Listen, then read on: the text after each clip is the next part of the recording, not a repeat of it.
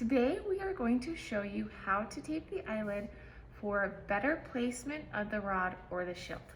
My favorite tape is the micropore tape. We sell this in a 3-pack on our website, and the reason I like it is because it's not too sticky. It won't hurt the client when you take it off, but it will completely do the job. On most clients, or specifically your more mature clients, you want to look at, after you've done your consultation form, you've assessed your client's eye shape and their lash health, you want to look at their eyelids. So I'm going to have her close her eyes.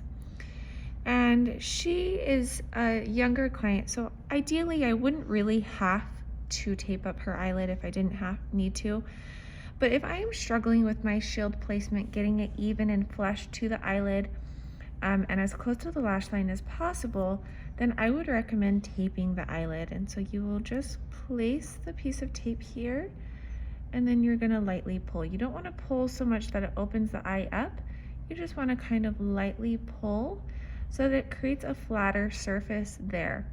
You can also, if you have a client that has, like I said, a lot of skin laxity up here, you can pull in different directions, so you can even it out here if you need to, and really pull that tight, and you could even do it here if you need to.